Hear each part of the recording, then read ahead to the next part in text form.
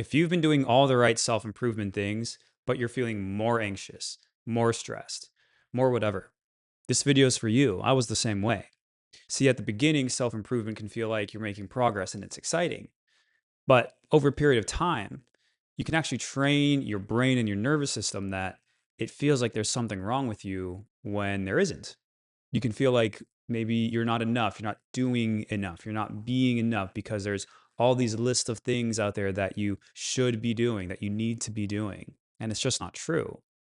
So, my name is Andre, and I spent years chasing down the best self development habits, the tactics, the hacks. I even spent thousands of dollars to build my own cold plunge to have at home.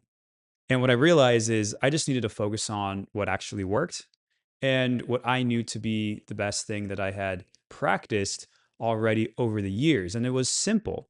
And so now I coach other men and high performers to get more done, to make more progress in less time because of the efficiency of it. But when you start, it doesn't feel like what you're doing can be anything wrong. As you start the self improvement journey, it doesn't feel like there could be anything bad about this. And so let's get into why that is. The reason why, or where it starts, is we all want to improve. Well, okay, let's just start there. Not everyone wants to improve. If you're watching this video, you're one of those people who does want to improve, and I commend you for it. If you're the type of person who wants to improve, you're driven. And so we like to search for the best ways and the things that we can do in order to make progress. And here is where things get tricky. We get a little bit of excitement because we find a thing and we're like, ooh, I want to try that. And then we try it and we get like a little bit better or whatever, right? And then we find the next thing. And you can constantly end up in this shiny object syndrome mentality of the self improvement treadmill. You're on the hedonic treadmill, you're on this hamster wheel. And our brains are wired differently these days than they were in the past. And a lot of us are not just dopamine deficient, and we're getting these little hits and these little hits and these little hits of dopamine every time we do like a little something that's a little bit better and it's new. And so we like novelty. And so the more new things we do, we feel like we're making progress. And so part of why this is because human beings, we like to be entertained in society. Back when governments realized, like I think it was the gladiators, right? And the Colosseum, when the government realized people enjoyed entertainment, that is when they realized they could start to really control the people and society. And so when I realized that I read like 50 books in 1 year, the year I started like actually going down the self-improvement route, I think I implemented maybe one of those books, maybe two. And it's because we like entertainment. And so when personal development, when your self-improvement journey becomes more about entertaining yourself from these dopamine hits and from learning, it's more of an edutainment. You are learning things because it's entertaining to you and it's giving you these dopamine hits, but it's not actually moving you forward. And so what I realized, and this is the part where people fall off the train, is that actual efficient, effective self improvement will be boring. It can feel boring until you start to realize what actually works. And then you start getting your dopamine from that. But it can feel boring. And that's okay. It's totally okay. And it's actually the way it ought to be because we're not wired. We're not actually meant to be like new thing, new thing, new thing, and not ever staying true and committing to a process that actually delivers. So that's the first thing to keep in mind. And the first reason why, if you stay in this constant new experience hamster wheel of the endless foray and, all you can eat buffet of self improvement out there, then that's a trap you can fall into. The second thing that happens as you go down this path and as you start to read more of the books, watch more of the videos, you learn about more of the hacks and the supplements and the biohacking and whatever it is that you're into. What can happen is you end up, without knowing it, you can wire your system to be always on and always on this self surveillance, this always on, like this alert mode of, oh, is the thing that I did working? Or what's the next thing? Or maybe that thing wasn't good enough. Or maybe I didn't do it right. Or I need to be doing more of this. I need to be plunging for 5 minutes, not 3 minutes. And I need to be doing it at this colder temperature. And it's this internal kind of rat race within ourselves. And it's no different than a lion chasing a deer. And the deer is like, I need to go there. And then I need to go there. And I need to make it there. Otherwise, the lion's going to eat me. And then I got to make it behind that bush. I got to dive under the ditch and crawl under the log so the lion can't, right? It's this stressed fight or flight mode that you can put your brain in without even knowing it. And we get into that mode almost, I don't want to say by default, but so many of us actually live in that mode that when you enter the world of self-improvement, you're operating in that space of constant, always needing something to stimulate and to make you feel like, oh, that's where I need to be. And it's funny, in my case, I was actually aware that I was in that mode, and that's what I was trying to fix with the self-improvement, but I wasn't aware that that's how I was going about it. So, joke's on me. But this happens to so many people. We are in chronic stress and chasing, and we are in fight or flight for so many reasons in society, that when you enter the self-development world and you don't know that that's where you're in, even if you do know, like me, if you're constantly looking and chasing the thing, you're basically acting as if there's a lion or tigers or bears behind you that are after you. And so then you're in this survival mode. Then your body and your nervous system don't learn to actually calm down unless that is the thing that you're actively working on. And to some degree, it's a little bit more tricky if, for example, in my situation, I was working on a self improvement for all the reasons you might be. You want to improve your overall situation, you want to have more mental clarity, you want to work on yourself as a person so that you are more attractive and you can find the partner or the relationship, the girlfriend that you want. If you also have some type of health issues going on under the covers, behind the scenes, it can make things more complicated, right? There's more variables at play now. And so add on all of the kind of surface level societal reasons to do self-improvement, or, my self-identity reasons, which is more deeper, not surface level. I didn't mean that. But when there's this health issues going on also, now you're also trying to battle and balance this. You kind of have these like two fronts going on, these two wars going on. And that's where I lived for a while. I don't know if you are, but if you are, then just realize that that can happen. And in that case, it helps to focus on one first, or more so than the other. You have to prioritize things, right? And so I chose to focus on, well, it took me a while to realize to focus on the health first, because it is crucial. Like, if you don't have your health, what are you doing? Everything else becomes so much harder. So that was a big decision that I had to make. So I just wanted to mention that in case you're in that camp where you've got multiple battles going on at the same time. And so where do you go from here, right? If you're working on yourself at all, like mentally, emotionally, a lot of the a lot of the advice the gurus out there talk about just being aware. And being aware is great, but awareness alone doesn't change it. You have to be aware and want to change the thing at the same time and know what to do to change it. Sometimes, in rare cases, awareness alone will change things.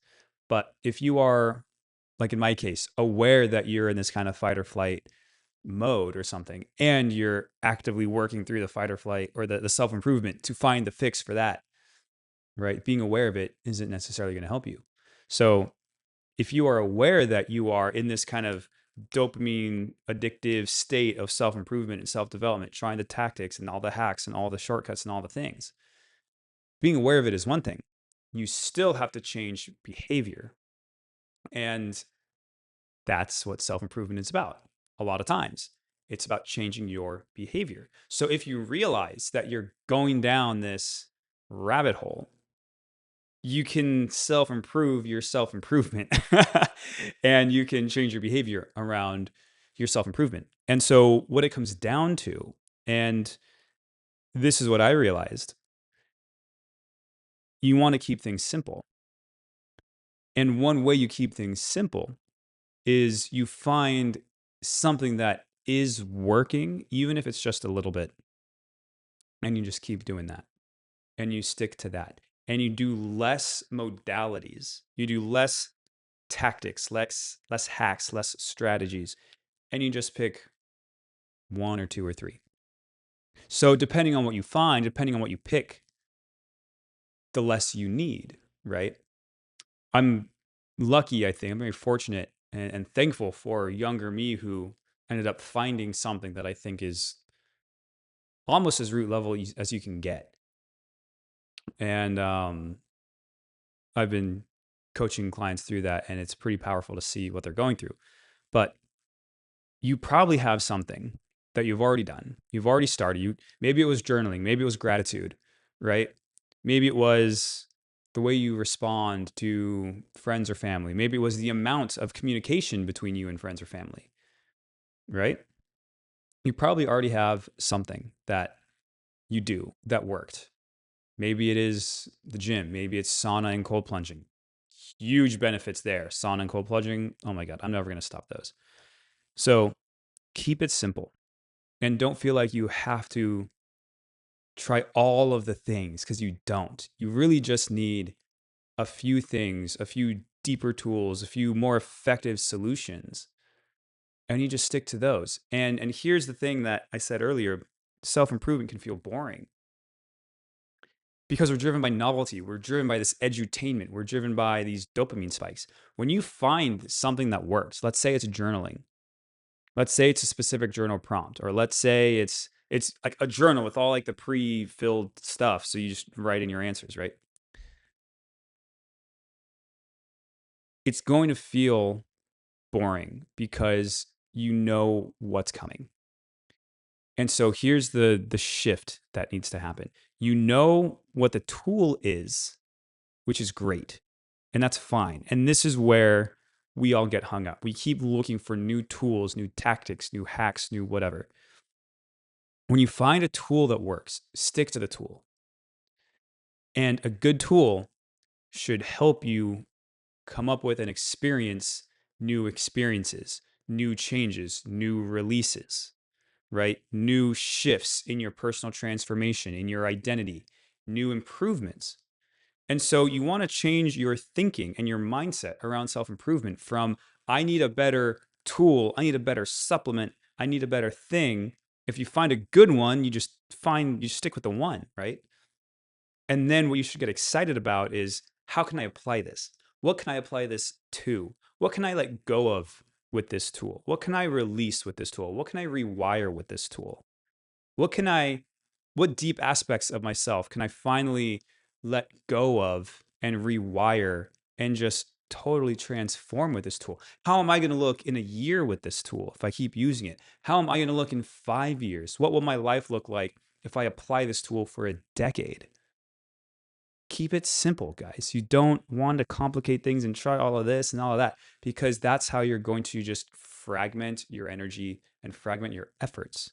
And I know because I've been there, especially if we're reading all the books and the audiobooks and like all the YouTube videos. I know, and it's funny because I'm making a YouTube video. But I know that what I teach is different.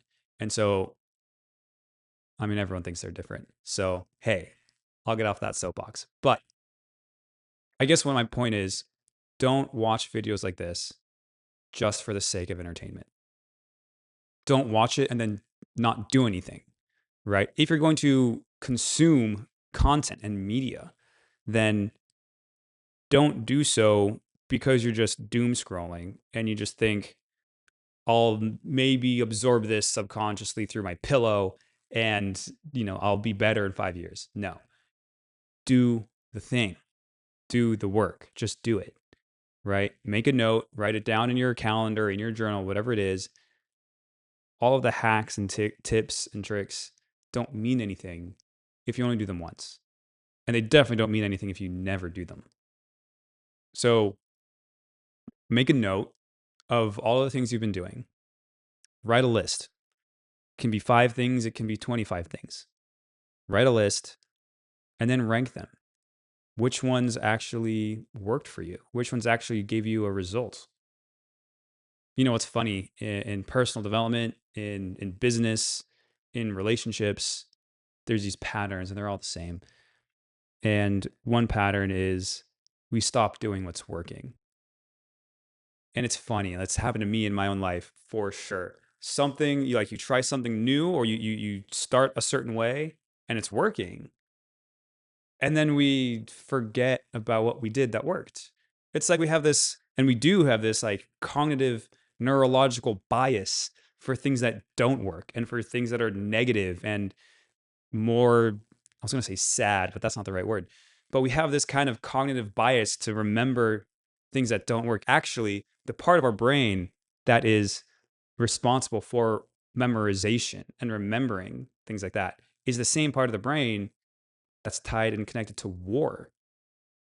So if you can train the part of your brain to remember the good things, remember what worked, and keep revisiting that instead of the things that didn't work and trying new things and looking for new ways and being on that hamster wheel, you'll find progress. And then, nothing's forever. Pick one thing, stick with it for 6 months, let's say, right? Pick a duration.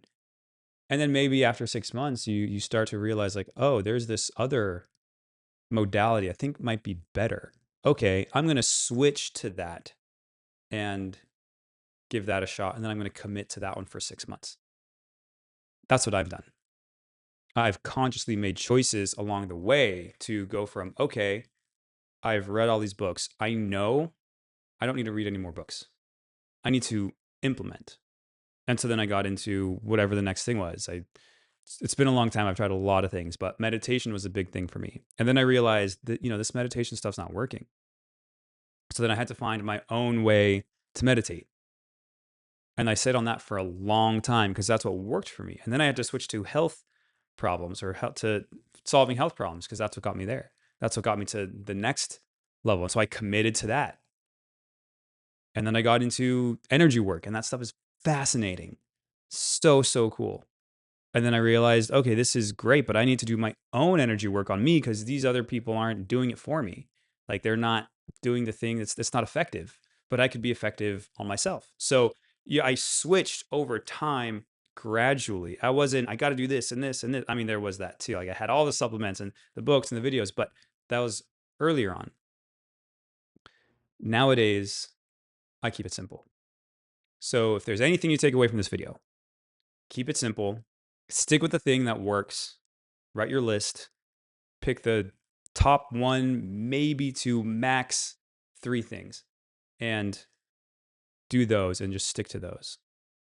And commit to that for 3 months, at least 3 months, 6 months. And then reevaluate. And you might learn new things, new modalities along the way. And here's another little thing which I think is very interesting. You will meet people the longer you stick with a certain approach, a certain strategy. You're going to meet people who like that strategy along the way, more so than if you just dabble and you try this and you try that and you feel like you have to do this and you have to do that, right? That's the melting your brain aspect. That's how you make it worse for yourself. As you commit to something more long term and you keep showing up in these circles or in these online communities or at the gym or in the sauna or whatever, you're going to now have community around your personal development. And that is maybe like an unspoken hack, which is really cool, which will help you move a lot faster because now you have like-minded individuals and now you can chat about whatever the thing is. And as long as they're not the type of person who also tries this and tries that and tries the other thing and is very scatter-minded also, as long as they're not that person, then, you got a potential for a friendship there and just community in general, right? It's a good thing. So I hope this helps. I know there's a lot of options out there. Over the course of my 7+ years of being on my journey and seeing what has transformed my life, I've realized that, and this is what I coach my clients on, the best thing to do is to start with building your mind-body connection. And it probably sounds crazy and like no one else is talking about that, but I can tell you, as a software engineer for over a decade, learning to engineer your own system is the best personal development tool you can possibly have, because then you can do whatever you want. And so I'm going to talk about that in this video over here, the 7 levels of mind body. Go ahead and watch that, and I'll see you there.